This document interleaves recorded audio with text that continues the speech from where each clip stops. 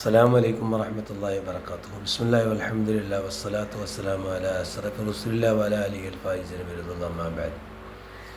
The first impression is a best impression. പ്രിയമുള്ളവരെ, നമ്മളിത് കേട്ടിട്ടുണ്ടാവില്ലേ? പലപ്പോഴും നമ്മൾ ഉപയോഗിക്കാറുള്ളതുമാണ്. ഇന്ന് നമ്മുടെ സമസ്ത കേരള ഇസ്ലാമത വിദ്യാഭ്യാസ ബോർഡിൻ്റെ കീഴിലുള്ള 12,000-ഓളം വരുന്ന മദ്രസകളിൽ പ്രവേശനോത്സവം നടക്കുകയാണ്.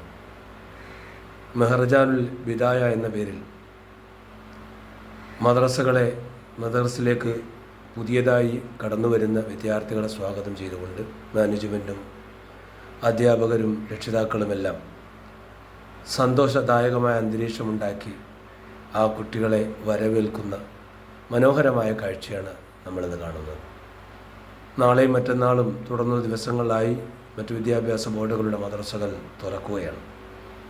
ഇവിടെ നാം മനസ്സിലാക്കേണ്ടത്, നമ്മുടെ പുതിയൊരു കാലത്തേക്ക് കടന്നു വരുന്ന, പുതിയൊരു ജീവിതത്തിലേക്ക് കടന്നു വരുന്ന 5 വയസ്സ് മാത്രം പ്രായമുള്ള നമ്മുടെ കുഞ്ഞുമക്കൾ, ആ കുഞ്ഞുമക്കളെ നാം സ്വീകരിക്കാൻ വേണ്ടി അവർക്ക് വേണ്ടിയുള്ളൊരു കലാലയം, അതിൻ്റെ അന്തരീക്ഷം, അതിൻ്റെ സംവിധാനങ്ങളെല്ലാം അവരെ പഠനത്തോട് താല്പര്യമുള്ളവരാക്കി മാറ്റാൻ കഴിയുന്ന തരത്തിൽ ഒരുക്കുക എന്നതാണ് ഈ പ്രവേശനോത്സവം കൊണ്ട് നാം ഉദ്ദേശിക്കുന്നത്.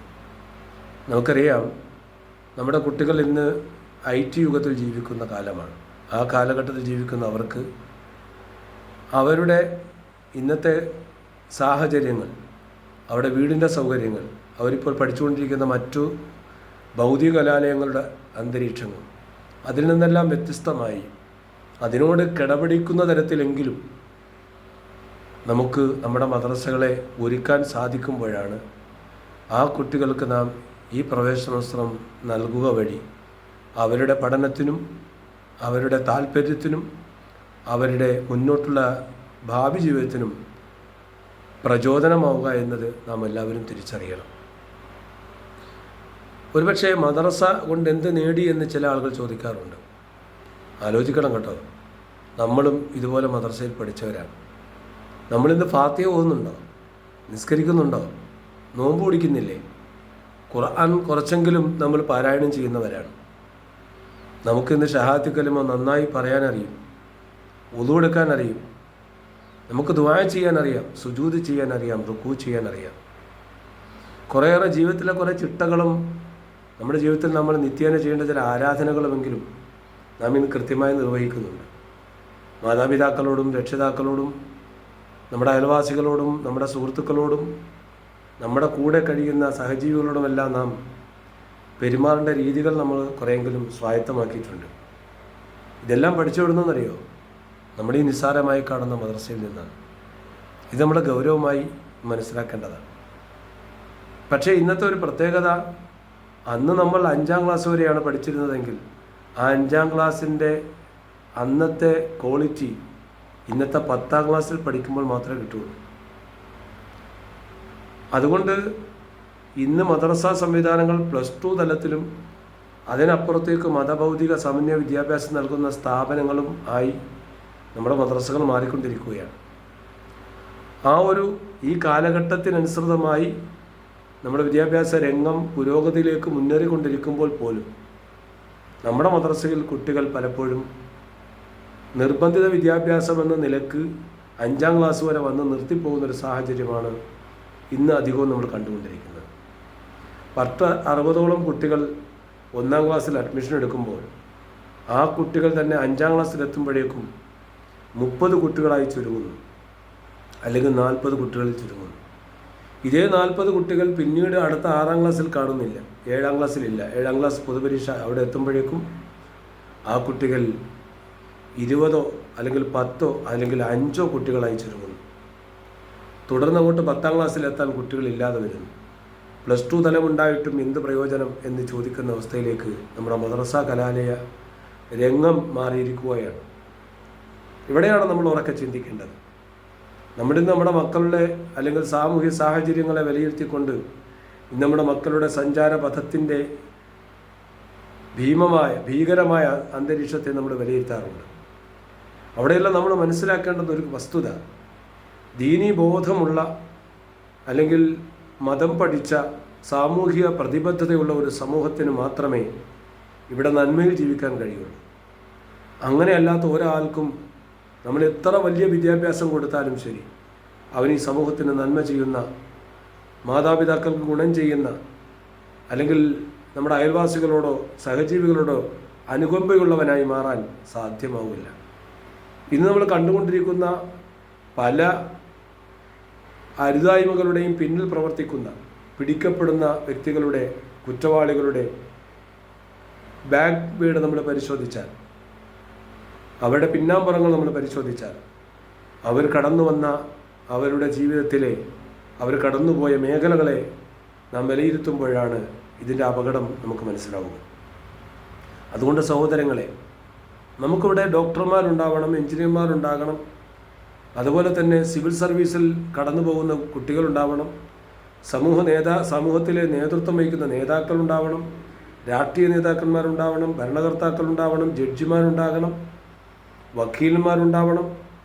സത്യസന്ധന്മാരായി ധാർമ്മിക ബോധമുള്ള, സമൂഹത്തിനോട് അനുകമ്പയുള്ള, തൻ്റെ ജോലി പോലും സേവനമാണെന്ന് മനസ്സിലാക്കുന്ന തരത്തിൽ ജീവിക്കുന്ന, അത്തരത്തിലുള്ള നന്മയുള്ളവരെ വാർത്തെടുക്കുവാൻ നമുക്ക് സാധ്യമാകണമെങ്കിൽ ദീനീ ബോധമുള്ള, ധാർമ്മിക ബോധമുള്ള, സാമൂഹ്യ ബോധം പഠിപ്പിക്കപ്പെടുന്ന ഒരു മനുഷ്യനെ മനുഷ്യനാക്കി മാറ്റുന്ന ഫാക്ടറിയാണ് യഥാർത്ഥത്തിൽ മദ്രസ എന്ന് പറയുന്നത്. ഇതൊരു പക്ഷേ നമ്മൾ നിസ്സാരമായി കാണുന്നു എന്നതാണ് പലപ്പോഴും നമ്മുടെ ഈ മേഖലയിൽ വന്ന ഏറ്റവും വലിയ അപജയം. മറ്റൊരു കാരണം നമ്മൾ പറയാറുള്ളത് ഭൗതിക വിദ്യാഭ്യാസത്തിന് ഇത് തടസ്സമാകുന്നു എന്ന ഒരു തെറ്റിദ്ധാരണയാണ്. സത്യത്തിൽ സമയക്കുറവും നമ്മുടെ കുട്ടികൾക്കുള്ള ഭൗതിക വിദ്യാഭ്യാസത്തിൻ്റെ പഠന ക്രമീകരണവും അവർക്കുള്ള നിശ്ചയിക്കുന്ന ട്യൂഷൻ്റെ ക്രമീകരണവും എല്ലാം ഒരു തരത്തിൽ അല്ലെങ്കിൽ മറ്റൊരു തരത്തിൽ നമ്മുടെ മദ്രസ പഠനത്തിനെ ബാധിക്കുന്നുണ്ട്. ഇവിടെ നാം ഉറക്കെ ചിന്തിക്കേണ്ടുന്നത്, നമുക്ക് ഏതു കിട്ടിയാലും മാതാപിതാക്കളെ സംരക്ഷിക്കുന്ന, സമൂഹത്തോട് പ്രതിബദ്ധതയുള്ള, ഞാൻ നേരത്തെ സൂചിപ്പിച്ചതുപോലെ ധാർമ്മിക ചിന്തയിൽ ജീവിക്കുന്ന ഒരു സമൂഹത്തെ നമുക്ക് ആവശ്യമുണ്ടോ? നിങ്ങൾക്ക് സ്വസ്ഥമായി വീട്ടിൽ കിടന്ന് ഉറങ്ങണമെന്ന് ആഗ്രഹമുണ്ടോ? മാതാപിതാക്കളായ നമുക്ക് സമൂഹത്തിൻ്റെ മുമ്പിൽ അഭിമാനത്തോടെ ഇറങ്ങി നടക്കണമെന്ന് ആഗ്രഹമുണ്ടോ? എങ്കിൽ സുഹൃത്തുക്കളെ, നമ്മുടെ മക്കളെ ധാർമ്മിക ബോധം പഠിപ്പിക്കണം. അതിന് മദ്രസ കലാലയങ്ങളിലേക്ക് തന്നെ പറഞ്ഞേക്കണം. അവർക്ക് പഠിക്കേണ്ട ആ പ്രായത്തിൽ, തിരിച്ചറിവിൻ്റെ പ്രായത്തിൽ പഠനം നിർത്തിപ്പോകുന്നതിനെ നമ്മൾ ഗൗരവമായി കാണണം. അവരെ ആ തിരിച്ചറിവിൻ്റെ പ്രായത്തിലും പഠിക്കാനുള്ള അവസരങ്ങൾ നമ്മുടെ വീടിൻ്റെ മുറ്റത്ത്, പള്ളിയുടെ ചുറ്റുഭാഗത്തും നമുക്ക് അണിയിച്ചൊരുക്കി നൽകുമ്പോൾ അതിനെ ഉപയോഗപ്പെടുത്താൻ കഴിയണം. ഇന്ന് കുട്ടികൾ കുറഞ്ഞു പോകുന്നതിൻ്റെ, അല്ലെങ്കിൽ ഈ മേഖലയിൽ നിന്ന് വിട്ടുപോകുന്നതിൻ്റെ പ്രധാനപ്പെട്ട കാരണങ്ങൾ, ഒന്ന് ഭൗതിക വിദ്യാഭ്യാസത്തിൻ്റെ അതിപ്രസരമാണ്. മറ്റൊന്ന് നമ്മുടെ രക്ഷിതാക്കളുടെ ആ വിഷയത്തിലുള്ള ഗൗരവമായ ചിന്തയില്ലായ്മയാണ്. കുട്ടികളുടെ ഇഷ്ടത്തിനനുസരിച്ച് മക്കളെ പറഞ്ഞേക്കുന്ന ഒരു സാഹചര്യത്തിലേക്ക് നമ്മുടെ രക്ഷിതാക്കൾ മാറി.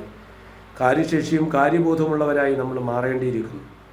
ഈ സന്ദർഭത്തിൽ നമ്മൾ ഉറക്കെ ചിന്തിക്കുകയും നമ്മുടെ മക്കൾക്ക് വഴികാട്ടി കൊടുക്കുകയും ചെയ്യേണ്ട സന്ദർഭമാണ്. മറ്റൊന്നാണ്, നമ്മുടെ ഈ കുട്ടികൾക്ക് മദ്രസയിലേക്ക് വരാൻ താല്പര്യമില്ലാതെ പോകുന്ന മറ്റൊരു കാര്യമാണ് നമ്മുടെ മദ്രസ കലാലയ അന്തരീക്ഷം. ഇവിടെ ഞാൻ പറഞ്ഞു വെച്ചത്, the first impression is A best impression. നമ്മുടെ കുട്ടികൾക്കിപ്പോൾ നമ്മൾ പ്രവേശനോത്സവം നൽകുക വഴി ആ കുട്ടികൾക്ക് ആകർഷണീയമായൊരു മദ്രസ അന്തരീക്ഷം ഉണ്ടാക്കി, ആ കലാലയ അന്തരീക്ഷത്തിൽ അവർക്ക് ഉതകുന്ന ഇരിപ്പിടങ്ങൾ തയ്യാറാക്കി, സ്മാർട്ട് ക്ലാസ് റൂമുകൾ ഉണ്ടാക്കി, പ്ലേ ക്ലാസ് റൂമുകൾ ഉണ്ടാക്കി, അതുപോലെ തന്നെ അവർക്ക് പ്രാക്ടിക്കൽ റൂമുകൾ ഉണ്ടാക്കി, അവർക്ക് ഈ സംവിധാനത്തിനെ വെറും പഠനത്തിന് അപ്പുറം തർബീയത്തിലൂടെ അവരെ വളർത്തിക്കൊണ്ടുവരാൻ കഴിയുന്ന സംവിധാനങ്ങളെ നമ്മുടെ കലാലയത്തിൽ ഉണ്ടാക്കപ്പെടേണ്ടിയിരിക്കുന്നു. അതിന് നമ്മുടെ മാനേജ്മെൻറ്റും രക്ഷിതാക്കളും അതിനോടൊപ്പം നമ്മുടെ അധ്യാപകരുമെല്ലാം കൂട്ടായ പരിശ്രമം, ഐക്യത്തോടെ ചേർന്ന് നിന്നുകൊണ്ട് പരിശ്രമം നടത്തിയാൽ മാത്രമേ വിജയിക്കുകയുള്ളൂ. ഇത്തരത്തിൽ നമ്മുടെ മദ്രസയെയും കലാലയങ്ങളെയും നവീകരിക്കപ്പെട്ടാൽ നമ്മുടെ കുട്ടികൾ മദ്രസയിലേക്ക് വരാൻ താല്പര്യരാകും. നമ്മുടെ കുട്ടികൾക്ക് മദ്രസ വിദ്യാഭ്യാസത്തിൻ്റെ പ്രാധാന്യം മനസ്സിലാവും. അത്തരത്തിൽ ആ കുട്ടികൾക്ക് അവരുടെ സ്കില്ലിനെ ഡെവലപ്പ് ചെയ്യാൻ പറ്റുന്ന രീതിയിൽ അത് പരിശീലനമായി മാറ്റി അവരുടെ ജീവിതത്തിൻ്റെ ഒരു ഭാഗമാക്കി മാറ്റി, എങ്കിൽ മാത്രമേ ധാർമ്മിക ബോധമുള്ള, രോഗികളോട് അനുകമ്പയുള്ള ഡോക്ടർമാരെ, സമൂഹത്തോട് കാരുണ്യമുള്ള ജഡ്ജിമാരെ, അതുപോലെ തന്നെ പ്രതിബദ്ധതയുള്ള എഞ്ചിനീയർമാരെ, രാജ്യത്തിൻ്റെ നന്മ ഉദ്ദേശിക്കപ്പെടുന്ന ഭരണകർത്താക്കളെ നമുക്ക് ലഭ്യമാവുകയുള്ളൂ. നീതിമാന്മാരായ വക്കീലും ജഡ്ജിയും നമുക്കും ഭരണാധികർത്താക്കളും ഉണ്ടാവണമെന്ന് ആഗ്രഹിക്കുകയും നമ്മളതിനു വേണ്ടി മുദ്രാവാക്യം വിളിക്കുകയും ചെയ്യുന്നതിന് പകരം അത്തരം വിദ്യാർത്ഥികളെ, കുട്ടികളെ, വരും തലമുറയെ വാർത്തെടുക്കാനുള്ള ഫാക്ടറിയാകുന്ന മദ്രസയിൽ അവർക്ക് വേണ്ട വിദ്യാഭ്യാസം കൊടുക്കാൻ രക്ഷിതാക്കളായ നമ്മളെല്ലാവരും, അധ്യാപകരായ നമ്മുടെ സേവനവും മാനേജ്മെൻറ്റിൻ്റെ കൂട്ടായ പരിശ്രമവും ഇപ്പോൾ ഉണ്ടായെങ്കിൽ മാത്രമേ ഈ കാലഘട്ടത്തിൽ നമ്മുടെ മക്കളെ നേരായ വഴിയിലൂടെ കൊണ്ടുപോകാൻ സാധ്യമാകൂ എന്ന തിരിച്ചറിവ് നമുക്കുണ്ടാവണം. എല്ലാവരും കൂട്ടായി പരിശ്രമിക്കുക. നമ്മുടെ വരും തലമുറയെ നമുക്ക് നമ്മുടെ വഴിയിൽ ബോധമുള്ള, നീതിബോധമുള്ള, അനുകമ്പയുള്ള, സ്നേഹമുള്ള, പരസ്പരം ബഹുമാനിക്കുന്ന, എല്ലാവരെയും അംഗീകരിക്കുന്ന, എല്ലാവരെയും ചേർത്ത് പിടിക്കുന്ന ഒരു സമൂഹമാക്കി മാറ്റിയെടുക്കാൻ നമുക്ക് ഈ വിദ്യാഭ്യാസത്തിലൂടെ സാധിക്കണം. അല്ലാത്ത ഒരു വിദ്യാഭ്യാസവും നാടിനോ സമൂഹത്തിനോ കുടുംബത്തിനോ സ്വന്തം മാതാപിതാക്കൾക്കോ സ്വന്തത്തിന് പോലും ഉപകരിക്കപ്പെടുകയില്ല എന്നത് വർത്തമാനകാലം നമ്മെ ഓർമ്മപ്പെടുത്തുന്നുവെങ്കിൽ നമുക്ക് മാറി ചിന്തിക്കാനുള്ള അവസരമാണ്. അള്ളാഹു തൗഫീക്ക് നൽകട്ടെ. എല്ലാവരും കൂട്ടായി പരിശ്രമിക്കുക, പ്രാർത്ഥിക്കുക. അള്ളാഹു നമ്മുടെ മക്കളെ സ്വാലിഹീങ്ങളും സ്വാലിഹാത്തുകളും ഉൾപ്പെടുത്തി അനുഗ്രഹിക്കട്ടെ. അസ്സലാമു അലൈക്കും വറഹ്മത്തുള്ളാഹി വബറകാതുഹു.